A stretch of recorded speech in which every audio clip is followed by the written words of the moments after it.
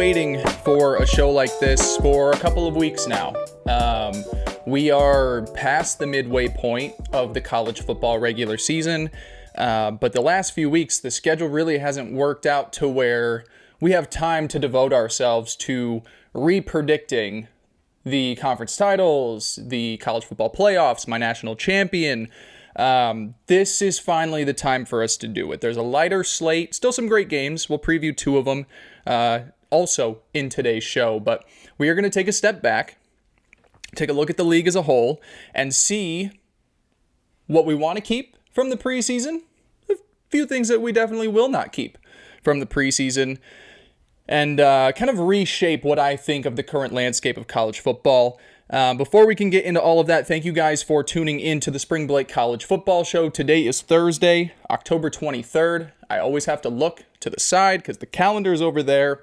It's not here, and for some reason, I never write the date down on these docs. I feel like it should just be one of the first things I put right there. I never know what day it is. I know what day of the week it is, but it is Thursday, October 23rd.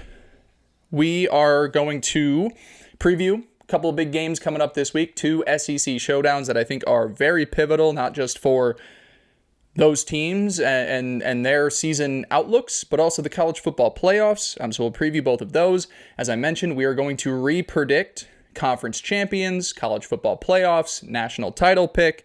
So we'll go over what I had thought and what I think now, as we're at, week 9 of the college football season. And we will also put out the latest Spring Break Sweet 16, my top 16 teams in college football. If you are here for the very first time, first of all, thank you for joining us. If you are watching on YouTube, which the YouTube videos have been doing better. Now, if you're someone that's watching on YouTube and you look down, you're like, says it's got 10 views. Got to start somewhere, dude. Got to start somewhere. I had 0 for a little bit. 1's better than 0. 10's a lot better than 1. If you're on YouTube and you're one of those 10 or one of those 15 maybe for this episode, please subscribe to the channel. Please like the video. You don't even have to watch. You can just click, hit refresh, click again. I think that counts as 2 views. Do that a few times. Support me. If you like my content, if you want to hate watch, you can do that too. But make sure that you're supporting in some way or another. So like the video, subscribe to the channel, leave a comment. If you're listening, Spotify, Apple, I love you all just as much as the YouTube, even though I do care more about the YouTube. 5-star review, subscribing to the channel. Any interaction that you guys give to me, I try to give back to you in tenfold worth of content. Make sure to also, this is probably just as important as anything else, go to my social media pages. Twitter, TikTok, at Spring Break CFB. Real important one recently is the TikTok. We've had a few videos start to really pick up. It was very intentional, but I started a war between LSU fans and Oregon fans when I manifested trying to get Dan Lanning to leave Oregon for LSU. It's very fun. That's the cool thing about TikTok is that you got to post content that people want to watch. But when you post something that you want to watch, I don't have to go back into the comments. That thing's got 150 comments at the time that I'm recording this, and it's all just fans arguing with each other. So they're just blowing up my video even more, and I can just kind of sit back and laugh because I'm not an LSU fan, not an Oregon fan, just a college football fan. So again, at Spring Break CFB, TikTok, Twitter, I will appreciate all the support you guys can give over there as well. So let's dive right into it. As I mentioned, I want to take some time in this episode to give another crack at conference title predictions, playoff predictions, national champion. You know, it's so fun to do them at the beginning of the season. It's pretty damn hard to do at the beginning of the college football season. We mostly base it off talent profiles and continuity. And then you learn a month into the regular season that for some schools that didn't mean shit. I'm looking at you, Penn State. I'm looking at you, Clemson. I'm kind of looking at you, Texas. So it's fun now at the midway point to say, okay, here's what I believe about this team and that team. Here's what the schedules are looking like. Here's how they are health-wise.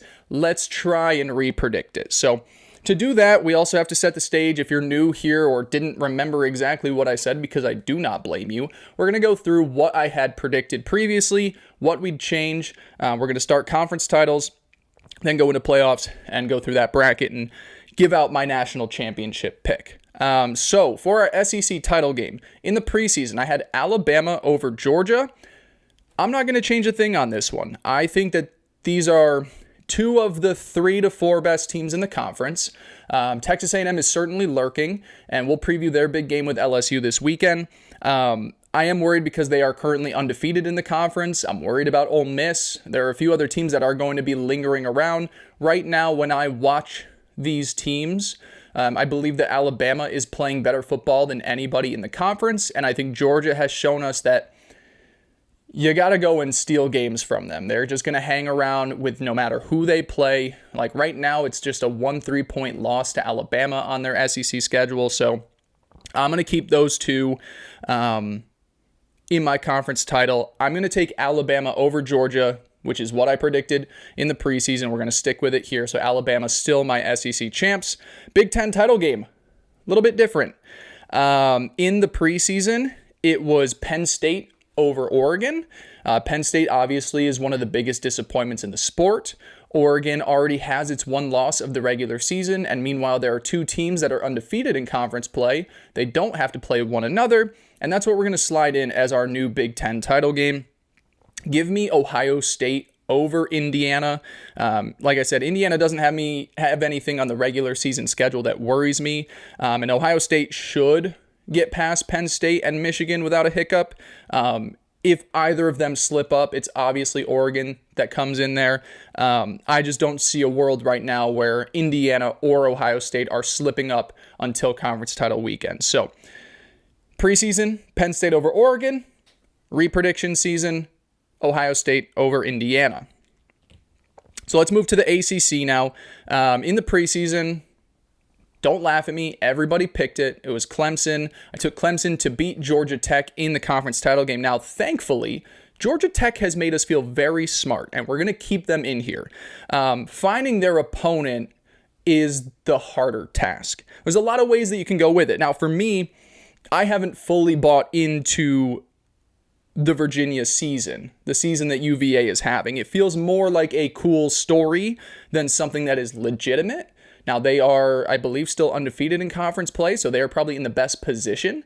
But I think as the regular season plays out, there will be a hiccup or two along the way that keep them out of that conference title game. Louisville, another team, looked great recently against Miami, that huge upset over the Canes on Friday night. They still have games against SMU and Clemson on the schedule. Clemson, as much as I think their days are done, they still have been pretty competitive. Even losing to SMU late with a backup quarterback, they've looked good against other teams in the conference. So Louisville, I still believe, has a couple of tough games. Still have that SMU one. So I'm not going to put them in. SMU deserves more credit than I have been giving them. I thought it would be kind of a bit of a step back. I don't think they're the same team they were last year, but they took care of Clemson last week. However, just like Louisville, they still have games against the Cardinal and against Miami. So you could find yourself 2 more regular season losses in there, and those are just the ones that I think are very likely. You're still due for your upset here in the ACC because I don't think anybody really has separated themselves from the pack. I mean, Georgia Tech keeps winning games in ways that I could have never imagined. They've gotten, they're undefeated. They've been doing well, but it's been lucky in some cases. Miami, you just saw, upset by Louisville. Florida State, after 1 week against Alabama, has fallen apart in conference play. So anybody can beat anybody in this conference, which is, again, why I say it's tough to pick who it's going to be. So haven't bought into Virginia. Louisville and SMU still have some tough games on the schedule, which leads me right back to Miami. I still think, even despite the loss to Louisville, that they've been the most impressive team I've seen play football in this conference. And I think there is a little bit of a nice spin zone here where you do lose to Louisville, and it was the first game that was supposed to be the easy part of your schedule. Miami doesn't have a ton of legitimate tests between now and the end of the regular season. Losing that game and losing it when they did, and it being to another team that is frisky in the conference, makes me feel like they can rebound, still learn, and kind of take this in a positive light through the rest of the regular season. So I will take the Canes to go up against Georgia Tech in the conference title game. I am, however, going to take Georgia Tech to win the ACC.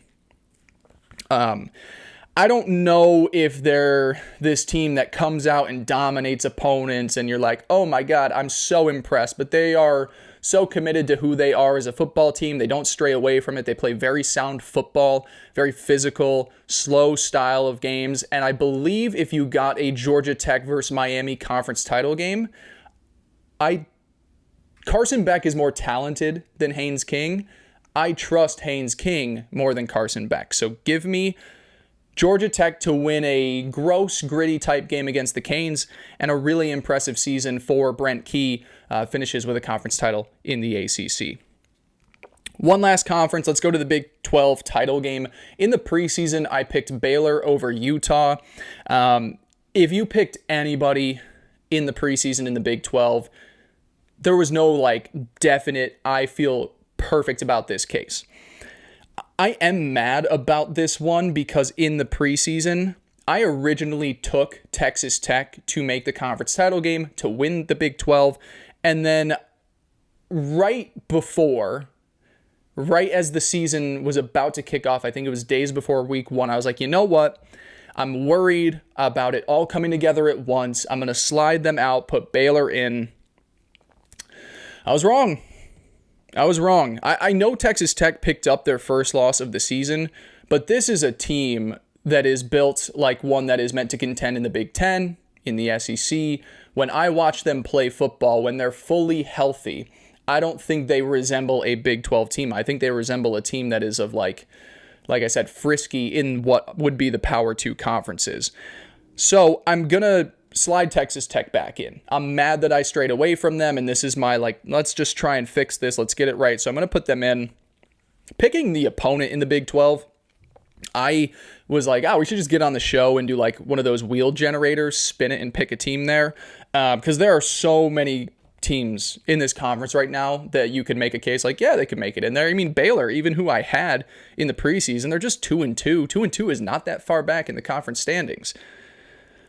Now, let's go through the top contenders, that being said. I have refused to accept BYU for a year and a half now, and all they've done is prove me wrong and cost me a fuck ton of money while at it, especially in that game against Utah Saturday night. I was so mad. I don't know. I was bad all day. I should have just faded myself for that game, but I was like, you know what? No, I feel good about Utah. This is twice now Utah's come back to fuck me. Texas Tech, BYU, whenever they're up in big games, they just decide to screw me. But we're talking about BYU here. BYU still has Iowa State, Texas Tech, TCU, and Cincy on the schedule. So I'm going to cross them off for the 500th time. I'm not going to put them in the Big 12 title game, even though they're undefeated, even though they are atop the conference right now. I'm just going to pick for it to fall apart at some point. Is that dumb? Yeah. Is it my shtick now? Kind of. I've been heavy set on Arizona State taking a step back. They've looked really good when healthy, but they also have a couple of massive weeks coming up because they've got Houston and Iowa State on the schedule that could very well decide their fate. Cincinnati is another version of BYU where I don't know if I see it playing out through the full course of a regular season. So I'm not really ready to put the Bearcats in there. I would just love, let me just say it, I would love to just take Connor Wegman and Houston and put them in this conference title game. They've already all but cashed my team total over I had for them. I think it was at 6.5. They got 6 wins right now, 6-1 on the season. But I don't think the roster is one capable enough of making a full run, despite having a somewhat easy-ish path through the rest of the regular season. And then everyone outside of that, like I said, it's 2-2 in the conference or worse, including my preseason champ Baylor Bears.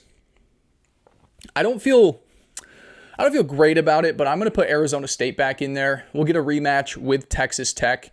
I can believe two things. I can believe that Arizona State is worse than they were a year ago, but then I can also believe that in this clusterfuck of a conference, they have enough continuity and enough talent to still make it to that game. So give me Texas Tech versus Arizona State, rematch of a great game that we saw this past weekend. I will take the Red Raiders to exact revenge with their starting quarterback back in place, potentially their best defensive tackle back as well, as he's been out, and there's concern he might not come back, but he might be during the postseason.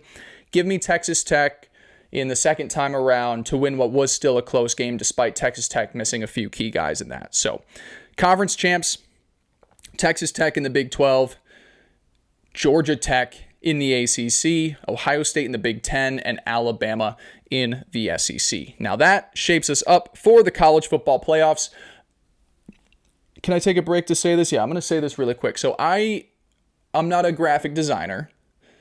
You see these YouTube videos, I just kind of put up what the screen is, what the camera records, and that's all you get. There's a nice little graphic at the bottom. I am going to try to make graphics here. They're not going to look great. They're going to be awkwardly positioned. They probably look like they don't fit. I'm going to try and put what I predicted in the preseason. Where should it go? Preseason on this side, and then the updated playoffs over here. So that way you guys can at least keep track. And if you're listening, you're like, well, the seeding talk is like really fun, but it's hard to keep track of. Just go to the YouTube page. So in the preseason, I had this. Alabama as my 1 seed, Penn State as my 2 seed, Clemson at number 3, Georgia as my number 4 seed, Notre Dame at 5, Texas at 6, Oregon 7, Ohio State 8, Baylor at 9, Texas A&M at 10, Oklahoma 11. I'm a JMU Dukies. See the helmet? See the cutoff? As the G5 rep, my number 12 seed. So there's a few clear omissions this time around. Teams that we will not be allowing back in. Penn State, you dead to me. Clemson, you dead to me. Baylor, I can make the case, you dead to me.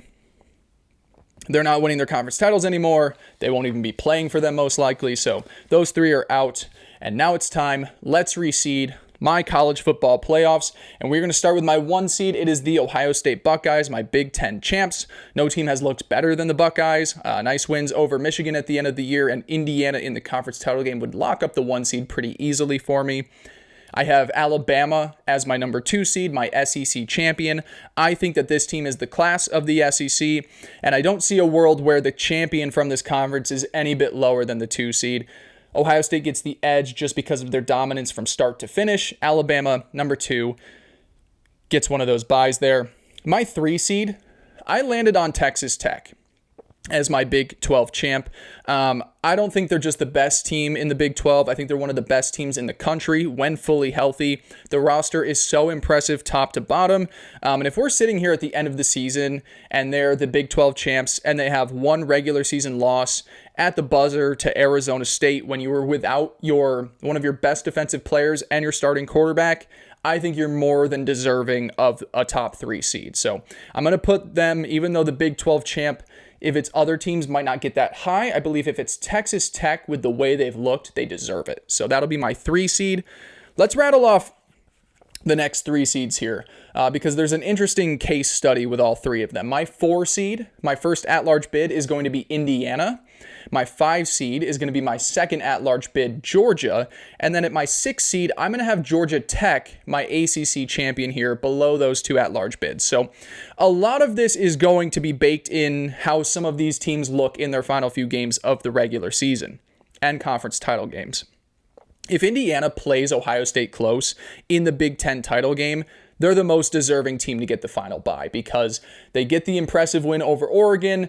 They go the regular season undefeated, and they lose close to what is the number 1 overall seed. So Indiana would have the resume deserving of that final bye. And then fortunately for us, as the 5 and 6 seeds go, Georgia and Georgia Tech play each other the final weekend of the regular season.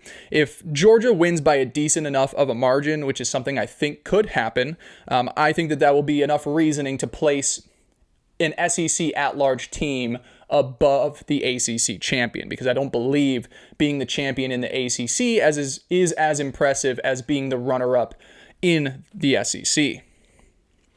So those are my top 6 seeds: Ohio State, Alabama, Texas Tech, Indiana, Georgia, and Georgia Tech. Let's keep moving along now because this is where things, for me, get really easy to pick until we get to our 11 seed. So let's just kind of brush through the other ones. My 7 seed is going to be Texas A&M, my third at-large bid. Obviously, not having them in the SEC title game means I believe they're going to pick up a loss or 2 between now and the end of the regular season. Something about this team at times feels a little paper mache to me. Maybe it's my lack of belief in Marcel Reed. Maybe it's how the defense doesn't really travel all too well and get some yards and points put up against them by offenses that aren't one-dimensional. They're a really penalized football team, which is even worse on the road sometimes. Here's my thing with Texas A&M. I predicted them to be in the college football playoffs at the beginning of the season. I said this was a playoff team. So I don't want you to sit here and say like, oh, you've got Texas A&M too low. I have them 3 seeds higher than I did in the preseason. I do think they are a better football team than what I gave them credit for. And even when I was giving them credit for it in the preseason, I said this is a playoff team. So at 7, you're probably like, well, how did they not make the SEC title game? I still think they're a really great story in this sport and more deserving of a top 7 seed. I've got them in. In a similar vein, my 8 seed is going to be Oregon, the 4th at-large bid. I think Oregon's at a point where it would need, 2 upset losses to get bounced from the playoffs. You play Indiana close. You've looked absolutely dominant in every other moment you've had the regular season. They do have some tough games. USC and Washington are no joke, but I think if Oregon handles both of them just fine, even if they lose one of them, they're still a playoff team. So I've got them in at number 8. Like I said, unless there's a very unexpected nosedive. So we've got 4 seeds left. I did put Miami in. I've got Miami as an at-large bid at the 9 seed, despite not winning an ACC title. I think they make it back to an ACC title game, which means I feel confident in their ability to work through the remaining parts of their easier regular season schedule. That being said, the resume is starting to look a little more frail than it did just a few weeks ago. Now, the Notre Dame win is massive. It's also a week 1 win, and Notre Dame's a lot better now than they were then. If I had them going up against them again, I'd probably take Notre Dame to win that one. But the wins over Florida, the win over Florida State, they don't pop off the charts anymore. You know, all this month removed from when they happen, they just look like you beat up on 2 really bad teams. One that has fired its head coach, another one that might by the end of the season. They will have a win over SMU at that point, but there's not a lot of other opportunities to stand out. Another loss could be crippling. That's the last thing I'll say with Miami. One more, and all of a sudden, even if you make that conference title game, your at-large case is not going to be as great as it was a few weeks ago when people were saying you were the best team in college football. Things could get tense in Miami very quick. But for now, I've got them making it to a conference title game, losing it, but having a good enough of a resume to be my 9 seed in the playoffs. 10 seed. This is where we're going to have Notre Dame come in. Now, I believe that Notre Dame is one of the 5 best teams in college football. If it was my choice and we were going by my power ratings, they'd have a 5 or a 6 seed attached to their name. I don't view the 2 losses to A&M and Miami as bad ones. You lost by a combined 4 points. These are 2 teams I already mentioned ahead of them in the playoffs. And you had a new team, new quarterback, and it took a while to get things going. They're playing great football right now. This is going to be one of those things that fucks some teams when it comes to the playoffs. Notre Dame being a little bit lower in the seeding is really going to hurt some teams that would probably hope for an easier opponent as a 10 seed. But I've got Notre Dame in here as a 10 seed. And then we're going to jump to 12, my G5 rep, because I think there's a really interesting case with the 11 seed, JMU. James Madison, massive win over Old Dominion this past week. I will probably, until the end of time, just pick JMU to be my 12 seed. I don't care about getting the G5 wrong. I know some things have to happen. I know Alec Golish and USF need to fall off. A couple of other teams have already started to fall off. Memphis doesn't have as good of a case. I know Navy's still hanging around. Give me the Sun Belt champion, JMU Dukies, in as my 12 seed. And now let's have the really interesting conversation as my 11 seed. So let's cross a few things off because there's so many teams that you could argue for this final seeding. I don't think there's another team from the ACC that'll be deserving. So cross off anybody in that conference. In the Big 12, you could make the argument for Arizona State, especially if they make the conference title game. However, I'm not going to do another Big 12 team. I don't believe that there is a playoff caliber team in that conference outside of Texas Tech. And you're like, well, Arizona State just beat Texas Tech. Texas Tech without its best run defender, without its starting quarterback. I think they were lucky to get that win and the way the schedule and health all worked out for them. So get the Big 12, get the ACC out of here. I also think at this point, the Big Ten has lost all of its juice outside of the top 3 teams. USC could make a case if it beats Oregon, but I don't see anybody like a Michigan or a Washington having a compelling enough of a case to get this final at-large bid. So that leads me to the SEC, and boy, oh boy, is it a clusterfuck here. Now, in the preseason, I picked Oklahoma for this final spot. They have a gauntlet of a schedule coming up. Ole Miss this week, a game we'll preview shortly, Tennessee, Alabama, Mizzou, and LSU. That's a tough one to get through. Ole Miss probably has the easiest path as long as they can go into Oklahoma and get a win this weekend, but they're also the underdog in that game. I think Oklahoma's 4.5-point favorites right now, so that's not a guarantee, and I don't think the resume will be strong enough if you lose to Georgia and Ole Miss. I don't think you have enough quality wins to really elevate you over some of these other teams. Vandy and Mizzou have to be in the conversation, despite me not believing in either of them. If you had to make me pick, I would say Mizzou I believe in more than I do Vandy. They both have some schedules where I think games could pop up. I mean, they play each other this weekend. So maybe whoever loses that, maybe you just bump them off because they both lost to Bama at that point. They would lost to the other. Vandy's schedule is Mizzou, at Texas, home for Auburn, home for Kentucky, at Tennessee. I could see things falling apart toward the end there. Missouri, at Vandy, home for Texas A&M, Mississippi State, at Oklahoma, and then at Arkansas. I think both of those teams will eventually just slip one way or another. And then there's fucking Texas, dude. Texas, their defense is going to do everything they can to drag this sorry-ass offense into the playoffs. The scheduling isn't the worst thing in the world for Texas. They do have a quality win over Oklahoma already. The rest of the way, it's at Mississippi State, Vandy, at Georgia, Arkansas, Texas A&M. We could be having some really frustrating conversations in the next few weeks that are just as equally mind-boggling as they are infuriating. So let's just let's bake into this equation that Oklahoma beats Ole Miss. And that's maybe a spoiler because I'm predicting that game later. But let's just bake into this conversation. Oklahoma beats Ole Miss this weekend. You could be left with these arguments at the end of the year. A 2-loss Ole Miss team that has no statement wins, but lost to teams that are in the playoffs or on the bubble. So Georgia wait a minute. Yeah, I've already got Georgia in. Jesus, that just gave me a heart attack. So you'd have a 2-loss Ole Miss team with no statement wins. You guess you could say LSU, but I didn't even mention LSU in this conversation. And their 2 losses would be to teams either in the playoffs or on the bubble. So there's still a little bit of an argument, but not enough of a resume to really stand out. You would have a 2-loss Oklahoma team potentially that picked up a win over Ole Miss, but let's say they lose to Texas, which they already did, and then Alabama. So they've got the gauntlet of a schedule. They've got the more impressive resume, but you could be sitting there saying they've got 2 or 3 losses on the season. And then at worst, you could have a 3-loss Texas, and you'll be making the argument, well, those 3 losses are all the teams that were definitely in the college football playoffs. It would be Georgia, Texas A&M, Ohio State. That's a really frustrating conversation to try and have because I would almost argue that Texas has the best argument, even though our eyes tell us that they're not the best team. Even though they've beaten one of those teams, they don't get to play the other. As you'll see in certain situations, when I have a case to make, and I've already made that case in the preseason, I'm just going to ride with it and trust my gut from what I felt in August.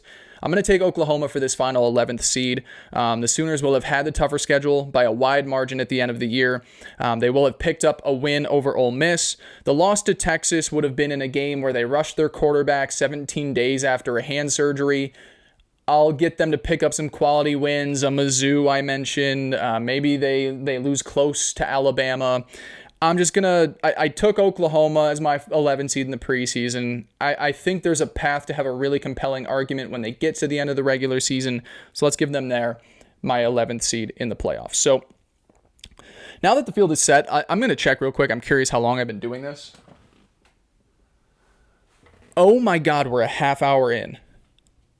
That's crazy, dude. I didn't want to spend half this time on this. All right, so we're going to breeze through my playoffs. We're going to crown my champion, and then we're going to move to the other parts of this show because that's crazy. All right, so first round matchups. JMU, 12 seed, at Georgia. I love you, Dukies. I'm a Dukie for life. Obviously can't do it. Georgia moves on there. Oklahoma, my 11th seed, taking on Georgia Tech, my 6th seed. I feel really bad for Georgia Tech because I think they get a very unlucky draw here. I'm going to take the Sooners because I think they have the bigger difference maker at the quarterback position to go along with a overall higher talent profile, specifically on defense. So I'll take Oklahoma to go into Georgia Tech, pull off the upset win, but probably not an upset win. Now, how about this 10-7 matchup? Notre Dame at Texas A&M. That sounds familiar. Oh yeah, that was one of the more electric college football games we've seen all season, this time in College Station instead of South Bend. I thought in that game the Aggies were really lucky to get the win, and I also think Notre Dame has done nothing but improve since that point. Give me the Fighting Irish to exact revenge and move on. Frustrating way for Texas A&M season to fall out, but a really good run with a really talented football team. They just lose to a team that gets to see them twice. And then the final first round matchup, another just like, oh, fuck yeah. Number 9 seed Miami at number 8 seed Oregon. Get your popcorn out. Mario Cristobal taking his team all the way across the country to his most recent head coaching destination. Oregon was gutted when Cristobal left and went to Miami. They were more than pleased when Dan Lanning came on. It was the contingency plan. Things have gone great for them. And they will be more than happy to send the Canes home packing. Road trip across the country, big old fat L, all the way back to the East Coast. Miami has a lot of strength in the trenches, something that gave Oregon a decent amount of trouble in its loss to Indiana.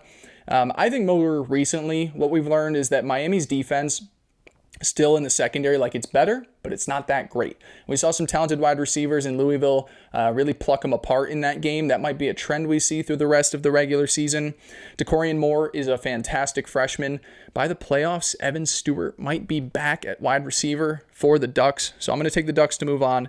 I think they're overall the better team and have the better coach. So that leads us into the second round. We've got Oregon versus Ohio State. So my 8th seed taking on the Buckeyes. Had to find a way to get these teams to match up, right? Didn't get to see it in the regular season. They gave us a really fun one in the regular season last year. Not so fun in the playoffs this past offseason or the postseason. I think this game will be closer to the one we got in the regular season than it was in the college football playoffs. But I do think Ohio State's defense would be able to bring more physicality than what Indiana did, and Indiana really took it to the Ducks. No team has looked more impressive on that side of the football than the Buckeyes, so give me them to advance, and what ends up being another college football appearance cut short for Dan Lanning's Oregon Ducks. So that's our first second-round matchup. God, it's impossible to get through this thing quickly. Holy shit, we're gonna have to change some things. All right, second round matchup, my 10-seeded Notre Dame Fighting Irish taking on Alabama. Now, we have in this one two of my favorite teams in the country right now squaring off in the second round. If you told me that they were on opposite sides of the bracket, I could make a case for this to be my national championship game because I think that highly of Alabama, obviously, and I feel great about how Notre Dame has improved with each passing week. But it doesn't play out that way. They square off in the second round. I'm going to take the Tide. I think their offense is more trustworthy. I think they'll be able to throw on Notre Dame very well. In that secondary that doesn't look as great as it did last season. So give me the Tide to advance into the semifinals. Another second round matchup here. Oklahoma, my 11 seed, playing Texas Tech, the Big 12 champs. So this is a really good test for Texas Tech. We've seen you perform at a very high level in the Big 12. Now it's time to do it against a former conference member and one that's been in the SEC the last few seasons. I think this game would be an absolute rock fight. I don't see Oklahoma's offense being able to do much against a deep and talented Texas Tech defense, and I definitely feel like the Oklahoma defense would be able to put some clamps on Texas Tech's offense there. Maybe I am just a Power 2 conference homer. Maybe I just believe that the SEC and the Big Ten are a step above no matter who you are and where you're located. I'm going to take Oklahoma to pull off another upset here. They move quickly from last team in to one game away from playing for a national title. Sooners go through the ACC champ in round 1, Texas Tech champ, the Big 12 champ in round 2, and now they're in the national semifinals. My final second round matchup, my 5-4 seed, I've got Georgia versus Indiana. Kirby Smart, Coach Sig, the most dominant coach of the last decade, up against the hottest coach in the sport. I'd be really curious to see how these teams try and game plan against one another. More specifically, I'd love to see the approach that Kirby Smart brings to Indiana. No one has really found an answer for the Hoosiers, specifically this season. I'd be very curious to see if Georgia is just like, if it's an Ole Miss plan where it's like, oh, Winlow, you put up points on us, so we're just going to fucking put up points ourselves and try and make this thing a track meet. This one's tough. Toss up. I just trust Georgia more. I know that's dumb to say because Indiana's done nothing but prove at each passing moment this season that they can be trusted. Meanwhile, Georgia has played with fire all season, but I'll take Georgia to move on in a game that would be an absolute toss-up for me. So that brings us to our semifinals. We have Georgia versus Ohio State. Awesome game. And then we have Oklahoma, Alabama. So let's go to Georgia, OSU first. Really fun matchup between two titans of the sport. A rematch from a semifinals game that we saw a few years ago on New Year's Eve. I think Ohio State shanked the field goal like right as the New Year's Eve ball was dropping. I believe that's what it was. I'm pretty sure I'm right there. Georgia has done a great job of taking advantage of teams' weaknesses this season despite not having a real elite talent profile. But I don't know how you're going to outsmart or outplay this Ohio State football team with that talent deficit. I think Ohio State has way more dudes that I trust than Georgia. So give me the Buckeyes defense to really shut down the Georgia attack in a way that most teams haven't been able to this season. And then OSU on offense will put up some points against the Georgia defense that has been pretty susceptible doing that this past season. So give me the Buckeyes to move into the national title game. And then we've got Oklahoma, Alabama. Oklahoma gets a little bit of a Cinderella run here because the way the bracket worked out for them, they take down the ACC champ, the Big 12 champ. And meanwhile, Bama's going to be coming off what should be a real slugfest against Notre Dame, even though they did get a first-round bye to start things off. Thankfully, we get to see these teams play a few weeks from now, I believe somewhere in the middle of November, and we'll get a better idea of how they match up against one another. However, for now, I'm going to roll with the Tide. I think their defense would be a little bit too much for a one-dimensional Oklahoma offense, and I do really like Oklahoma's defense, but I don't think anybody on the offensive side of things is playing better right now than Kalen DeBoer's group in Alabama. So give me a national championship game of my 1 and 2 seed Ohio State versus Alabama. The two best teams in my eyes when I watch college football right now. I'll make this one simple. My preseason pick is still very much alive. I still feel very good about my preseason pick despite recognizing that Ohio State is playing really good football right now. I told you in the beginning of the season it'd be an Alabama national championship. I'm going to stick with that. Give me the Crimson Tide to win it over Ohio State. And what would just be everything I needed. Everything I needed from Kalen DeBoer in this bounce-back season. So give me Ohio State to lose to Alabama in that one. The Crimson Tide, still my national title pick. So that was long. And I have to be somewhere. So we are going to take a break. We're going to come back and record the rest of this at a later time when I don't have to be at work. We're going to preview Texas A&M, LSU. You know what, actually? Can we do this? We're going to do this. This is the episode. We are just going to do a Thursday pod of just mid-season predictions, and then we're gonna do a Friday show of game previews and the Spring Break Sweet 16. So thanks for tuning along. If you got misled by me in the beginning parts of this show, I'll just change the title of this episode so you guys know that it is just going to be my re-predictions of conference champions and playoff picks. Have to do this on the fly because I didn't expect that to take almost 40 minutes. So we're going to just break that into 2 smaller shows. Come back for the Friday pod. We will preview Texas A&M versus LSU. We will give out the Spring Break Sweet 16. We will preview Ole Miss versus Oklahoma. And because we have some more time to break it down, we might do Vandy Mizzou as well. Don't hold me to that, but we might do that along with some best bets. Thank you guys for listening and supporting this show. Again, at Spring Blake CFB on both Twitter, TikTok. Subscribe to the channels wherever you can get them. Leave 5-star reviews. Like the videos. I love you. I appreciate you. And I'll talk to you tomorrow now. Happy Friday. Peace.